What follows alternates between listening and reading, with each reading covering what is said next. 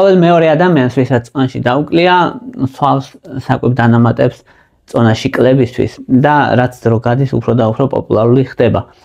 მთავარი მოთხოვნები რა არის ახლა ადამიანების მიმართ, რომ ბუნებრივი იყოს, წონაში კარგად დააკლებინოს, სხვა რამეებზე არ იმოქმედოს, ორგანიზმს არ ავნოს, ხანგრძლივად მიღება შეიძლებოდეს, მიღების მერე არ მოამატებინოს და იყოს ეფექტური, როგორც არის ქიმიური წამლები მაგალითად. ეს არის ხოლმე ადამიანის მოთხოვნა, როცა საუბარია საკვებ დანამატებზე წონაში კლებისთვის.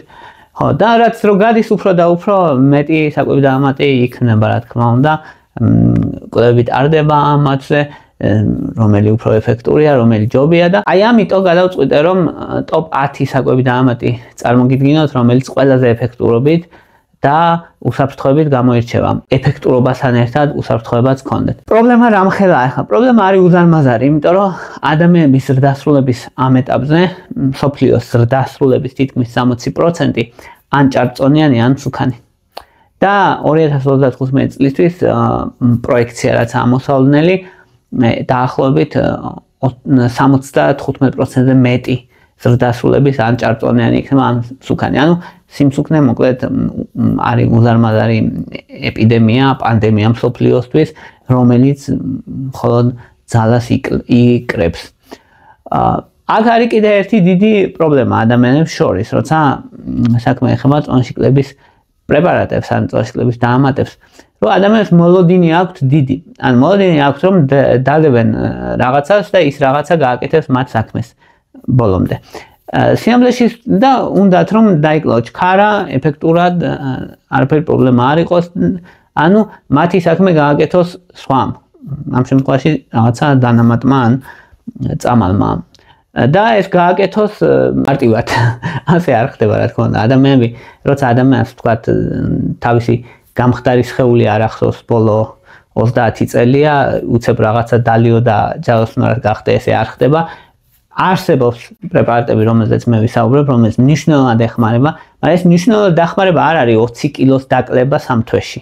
ეგ ხდება, ესე არ ხდება. შიმშილობით და ესეთი ამ ბარიატრით და ძალიან რადიკალური ჩარევებით შესაძლებელია, მაგრამ საკვები დანამატებით და მithumetes ბუნებრივად ესე არ ხდება, რა თქმა უნდა, მათ აქვთ ეფექტი, ეს ეფექტი არის შედარებით სუსტი, მაგრამ უსაფრთხო. ეგ არის მთავარი პლუსი და ახლა როცა ადამიანი, თქვათ 35 წელი ან 40 წელია ჭარბწონას იტანს, ის რამდენიმე თვეც გაუძლებს, ხო, რა თქმა უნდა, ნელ-ნელა დაიკლოს და სტაბილურად დაიკლოს. ეგ არის მთავარი, ამიტომ ხო, ამას იმიტომ ვამბობ, რომ ადამიანს უნდა ქონდეს რეალისტური მოლოდინები. რეალისტური მოლოდინები არის ძალიან მნიშვნელოვანი მედიცინაში, რომ მაშინაც კი, როცა საუბარია ხოლმე ძალიან ძლიერ წამლებზე მედიცინაში, ეს ძალიან ძლიერი წამლები 60%-იანი ეფექტურობა აქვს ხოლმე, როგორც წესი, 70.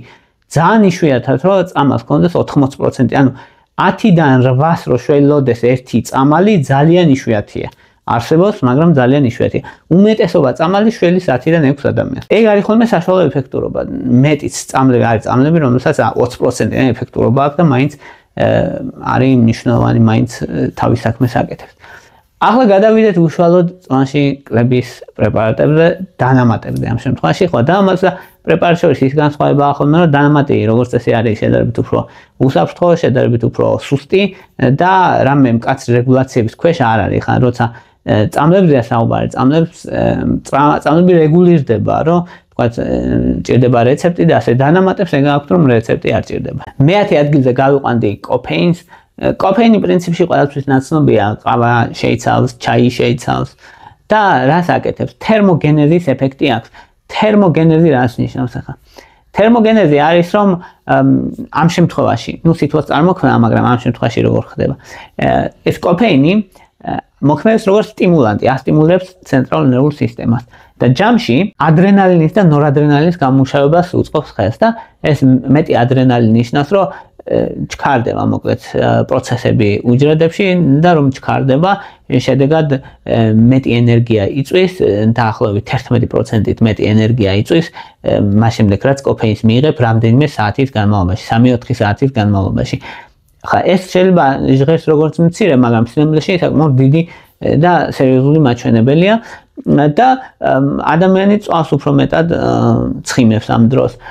ასევე კოფეინს აქვს უნარი შეამციროს მადა, ამიტომ არის ხოლმე რომ თუ დააკვირდებით რომ აი გოგონები ან ქალბატონები ვინც ინარჩუნებენ ხოლმე დაბალ წონას ხშირად სვამენ ბევრ ყავას რომ ანუ თრგუნავს მადას და ამ ხრივ ეხმარება კოფეინის ეფექტური დოზა არის 200-400 მგ დღის განმავლობაში შესაბამება დაახლოებით თუ მაგარ ყავას ვავს ადამიანი 3-4 ჭიქა ყავას ან კოფეინის ტაბლეტები. კოფეინის ტაბლეტებიც ზოგადად მიიღება ხოლმე დღეში 2 ჯერ, დაახლოებით 4-6 საათი აქვს ნახევარდაშლის პერიოდი. ეს ნიშნავს, რომ დღის განმავლობაში ჯობია რომ მიიღო დილით და შუა დღით მაგალითად და არა საღამოთი, იმიტომ რომ შეიძლება ქონდეს გვერდითი ეფექტები, მაგალითად უძილობა, ან შფოთვა, ღელვა და ესეთი სიმპტომები შეიძლება ქონდეს კოფეინის მიღებას. ამიტომ თუ ზოგადად ეხა შფოთვები აწუხებს ადამიანს, ისედაც ჯობია რომ თავი შეიკავოს კოფეინის მიღებისგან, მაგრამ ან ვისაც ესეთი პრობლემა არ აქვს, მათთვის ერთ-ერთი მნიშვნელოვანია კოფეინი. კოფეინი იყიდება როგორც ტაბლეტებად და შეუძლია ჩაის და ყავის საშუალებითაც მიიღოს ადამიანმა. უბრალოდ ახლა ყავა უნდა იყოს მაგარი და 3-4 დღის განმავლობაში, ან ტაბლეტების სახით კოფეინი. მე-9 ადგილზე გავიყვანდი გლუკომანანს. გლუკომანანი არის საკვები დაამატია, რომელიც მცენარეულია მოკლედ და რომელიც იწოვს წყალს და ფუდება რა და ფუდება ძალიან, ფუდება 50 ჯერ, ანუ თავის მასასთან შედარებით 50 მოლეკულა წყალს იმატებს მოკლედ. და მაგალითად ჭამის წინ თუ დალევ კუჩი გაფუდება და შეამცირებს მადას და ნაკლებ საკვებს მიიღებს ადამიანი. ასევე შეიკავშირებს ნახშირ წყლებს და ნახშირ წყლების შეწოვასაც უშლის ხელს. და კვლევები საკმაოდ აქვს და ეს კვლევი მუდმივად აჩვენებს, რომ ადამიანები, რომლებიც გლუკომანანს იღებენ, წვანში ikლებენ 60%, რაც ცუდი არა, ძალიან კაი მაჩვენებლად ითვლება და 1 გრამი გლუკომანანი 3 ჯერ დღეში მიიღება ხოლმე. ეგ არის რეალურად მიიღების რეჟიმი 15-30 წუთით ადრე კვებამდე. გლუკომანანის ერთი მნიშვნელოვანი რაც უნდა გაითვალისწინოს ადამიანმა არის რომ არ უნდა დალიოს პირდაპირ, ან პირდაპირ გულისხმობ წყლის გარშემო, ან წყალთან ერთად უნდა დალიოს. ყელში არ უნდა გაეჭეროს ადამიანს რა, რატო? იმიტომ რომ შეიძლება დაიწყოს ყელში გაფუება და მერე მოხრჩობა გამოიწვევს ადამიანს. ნუ ესეთ შემთხვევა სადაც 1-2 შემთხვევა დაფიქსირებული და რაღაც ძალიან უზომოდ იშვიათია და როგორც წესი საერთოდ პრობლემა არ აქვს გლუკომანანს, მაგრამ მაინც ეს გაფრთხილება მოყვება და უნდა იცოდეს ადამიანმა. თუმცა ახლა ისეც არის რომ ადამიანებს მე ეშინიათ ხოლმე ამის დალევა.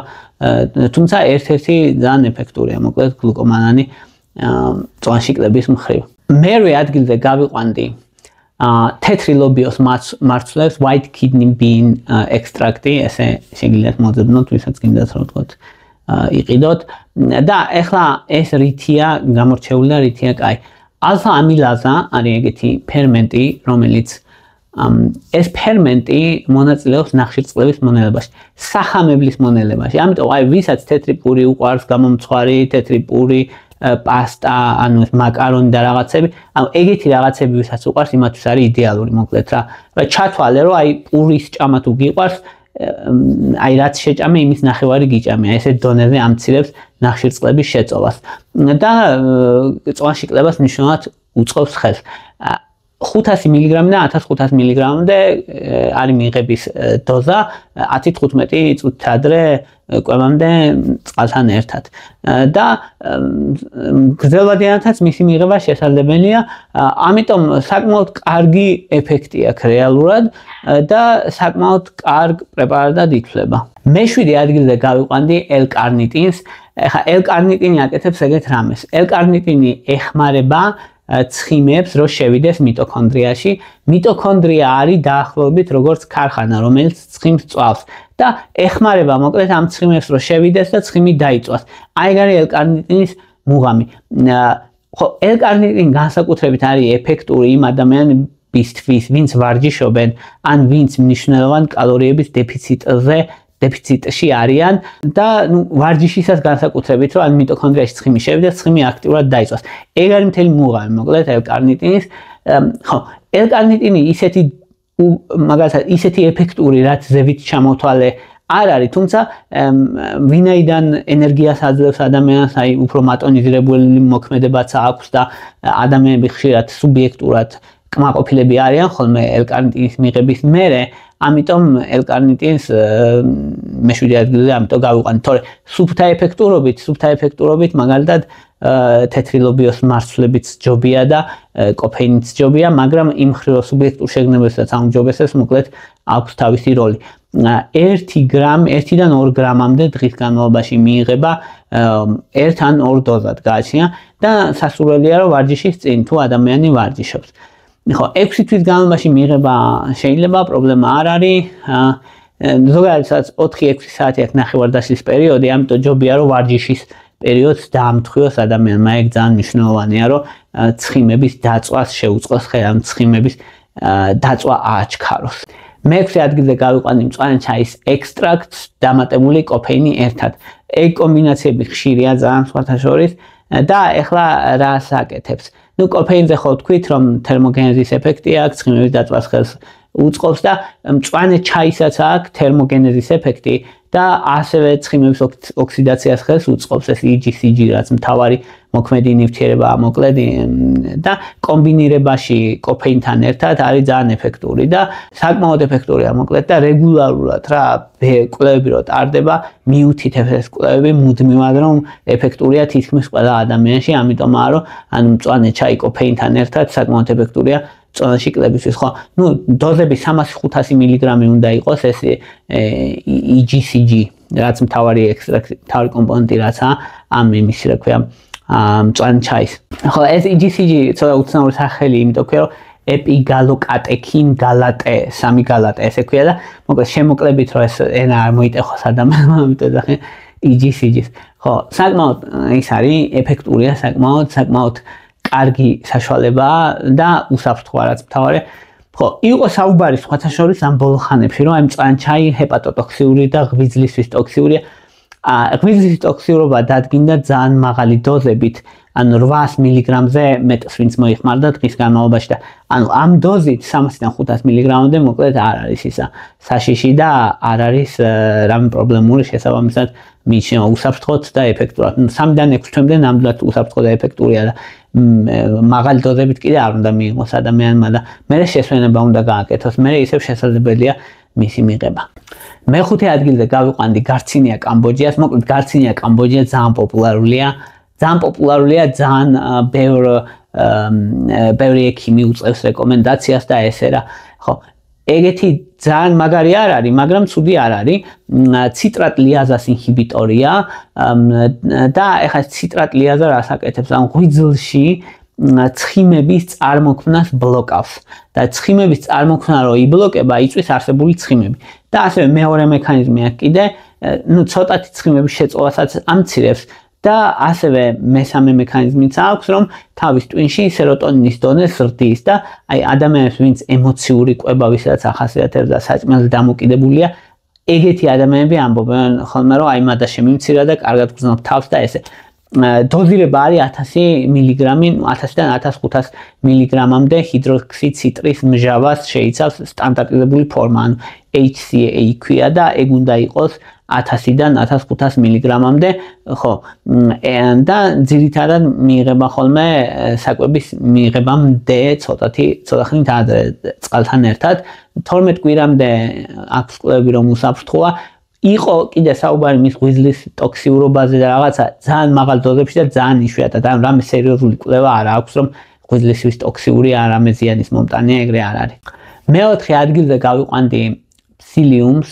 ფსილიუმიც ბუნებრივი საშუალებაა, მოკლედ ხსნადი ბოჭკოა და ეს ხსნადი ბოჭკო წყალთან ურთიერთქმედებს როგორც გლუკომანანი, ოღონდ გლუკომანანზე უფრო სუსტია, დაახლოებით 10 ჯერ მეტ წყალს იმატებს და ფუვდება მოკლედ და სისავსის შეგრძნება აქვს კუჭი, ასევე ეს ნაწლავზეც მოქმედებს ხსნადი ბოჭკო და ნაწლავურ ფლორაზეც მოქმედებს დადებითად და სიმაძღრის შეგრძნებასაც იწვევს, ამიტომ არის რომ კვებამდე რამდენიმე ხნით ადრე რომ იღებენ, მოკლედ უფრო ადვილად ნაყრდები, უფრო ნაკლები გინდა, სადაც 10-15 წუთით ადრე, ან ცოტა მეტით, შეიძლება 30 წუთით ადრე რომ მიიღოს ადამიანმა კვებამდე 3-დან 10 გრამამდე. ხო, ანუ ეს ცოტა მეტი უნდა მიიღო, იმიტომ რომ ის 1 გრამი საკმარისია, თქვათ ერთ მიღებაზე და ეს 10 გრამი, ანუ 10 ჯერ მეტი უნდა მიიღო, რომ იგივე ეფექტი გქონდეს. ამიტომ ან ეს სილიუმი ამ ფხვნილების სახით იღებენ ხოლმე, ან კაფსულები, უბრალოდ კაფსულა რამდენიმე უნდა მიიღო და ეგ ცოტა არაკომფორტულია. დაახლოებით 6 თვის განმავლობაში, თუმცა გრძელვადიანად მოკლედ უსაფრთხოა და არაფერი პრობლემა არ აქვს გრძელვადიანად თუ მიიღებს ადამიანი. მესამე ადგილზე გავიყვანდი ბერბერინს. ბერბერინი მოკლედ ძალიან მაგარი რამეა, ესეც მცენარეა. ბერბერინის რამდენიმე მცენარე შეიცავს, მაგრამ იმეა ბერბერინი ქვია, ეგეთი ისიცა, ეგეთი მცენარე არის რა მოკლედ. და ძალიან კარგი შემადგენლობა აქვს მოკლედ AMPK სისტემას აქტიურებს. AMPK სისტემა არის, რომ ორგანიზმს ეუბნება მოკლედ, რომ არამნიშვნელოვანი პროცესები გააჩერე და ცხიმების წვაზე გადადი, ახალი ცხიმები არ წარმოქმნა. ანუ ჯამში ძალიან კარგი ეფექტი აქვს. აი რაღაც გავს ორ რამეს რა. ან ძალიან ისეთი მე იმიტომ მომწონს მაგალითად, რომ გავს ერთის მხრივ მეტფორმინს, რომელიც ერთ-ერთი საუკეთესოა დიაბეტის და ინსულინ რეზისტენტობის მკურნალობისთვის. და მეორეს მხრივ გავს GLP-1 აგონისტებს, მაგალითად სემაგლუტიდი რო არის ოზემპიკი და ვეგოვი და ეგენი მაგათ გავს ძალიან, იმიტომ რომ ნაწლაურ სისტემაზე მოქმედებს და GLP-1 სისტემასაც აქტიურებს. არა პირდაპირ, მაგრამ რა მნიშვნელობა აქვს, ანუ ეფექტი იგივე აქვს და ხო იგივე ეფექტი არ აქვს, ეგრე არ გაიგოთ, რომ ხო ოზემპიკივით ეფექტური არ არის, მაგრამ მექანიზმი საერთოდ წერტილზე მოქმედებს ორივე მოკლედ. ეს უფრო სუსტად, ის უფრო ძლიერად, შესაბამისად იმას უფრო ძლიერი ეფექტი აქვს. ბერბერინის შედარებით უფრო სუსტი, მაგრამ იმ ადამიანებს, ვისაც აქვთ ინსულინ რეზისტენტობა, დიაბეტი და რისკები, ერთ-ერთი საუკეთესოა მოკლედ. შესაბამისად ძალიან მნიშვნელოვანია 500 მილიგრამი 2-3 ჯერ დღის განმავლობაში, ხო, ნუ 6 თვემდე უსაფრთხოა, მერეც უსაფრთხოა პრინციპში.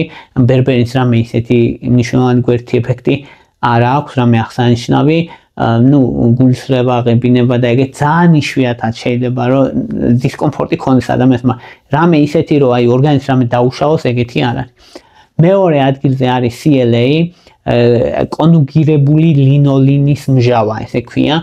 ხო, ამას შეიცავს ხორცირძის პროდუქტები და ასევე საკვებ დაამატებათაც იყიდება და ცხიმის წვას უწყობს ხელს, მოკლედ ეგ არის მისი მთავარი მოქმედება და კუნთების შენარჩუნებასაც უწყობს ასევე ხელს და ამითია მნიშვნელოვანი. ხო, ნუ ოღონდ მეტი ბევრი უნდა მიიღოს ადამიანმა, დოზირება არის 3-6 გრამი რაღაცა დღის განმავლობაში, რაც მართლა მაღალი დოზირებაა და ეგ ცოტა ის არის პრობლემური, მაგრამ ჯამში კარგია ეგეც, ეფექტურია, უსაფრთხოა და 6 თვე მოკლედ უსაფრთხოა და მე 6 თვის მერე როგორც წესი აღარ ტარდება ხოლმე კვლევები უსაფრთხოებაზე, იმიტომ რომ როგორც წესი უსაფრთხოა, თუმცა ნუ 6 თვე რო დალევ მე უნდა ცოტახანი დაისვენო. და ორლისტატი არის, რომელსაც ვიტყოდი პირველ ადგილზე, ორლისტატი როგორც საკვები დანამატი. ხო, ორლისტატი როგორც წამალიც ესეც იყიდება 120 მილიგრამის ფორმის და 60 მილიგრამიანი გამოშვებით, როგორც საკვები დანამატი ეგრე არის ხოლმე. ორლისტატი არის ლიპაზას ინჰიბიტორი, ან პანკრეასის ფერმენტია და მის ბლოკირებას ახდენს და ცხიმს ვეღარ ინელებს ადამიანი, ცხიმის ნაწილს სრულად არ ბლოკავს, ნაწილს ბლოკავს და ვეღარ ინელებს ადამიანი და ჩვეულებრივ განავლის სახით გამოდის. ძალიან ეფექტურია, მოკლედ იმდენად ეფექტურია, რომ ნუ FDA-ის მიერ აღიარებულია როგორც წვანში კლების პრეპარატი.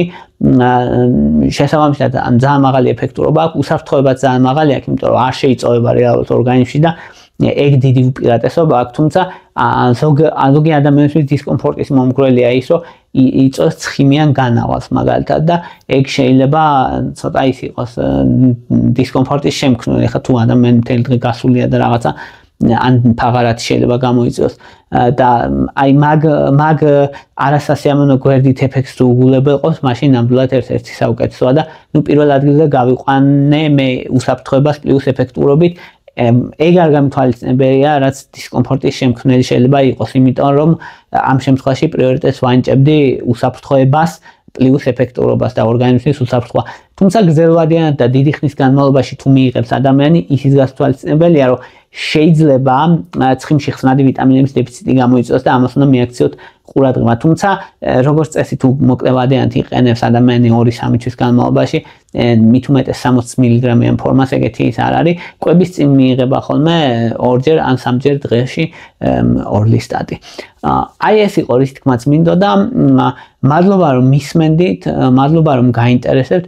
თუ მოგწონთ ჩემი ვიდეოები, ვისაც გინდათ მოკლედ ჩემი მხარდაჭერა და დონაციები ამისთვის შეგიძლიათ გამოიყენოთ, მაქვს მითითებული ლინკი Patreonis და იქ გადახვიდეთ და ეგრე შეგიძლიათ ჩემი გამომწერი გახდეთ და თან კიდე მე შემიძლია კითხვებზე გიპასუხოთ ინდივიდუალურად, ვინაიდან ანუ ინდივიდუალურად ხო აქ არის ხოლმე რომ ისეთ რაღაცებს მწერთ ხოლმე ზოგი რომ ანუ ჩვეულებრივი კლინიკური кейსებია ეგენი და ანუ იმას კომენტარებში ვერც განიხილავ და ვერც უპასუხებ, იმიტომ რომ ჭირდება მთელი გააზრება ჭირდება, დასკვნები ჭირდება, კვლევები ჭირდება.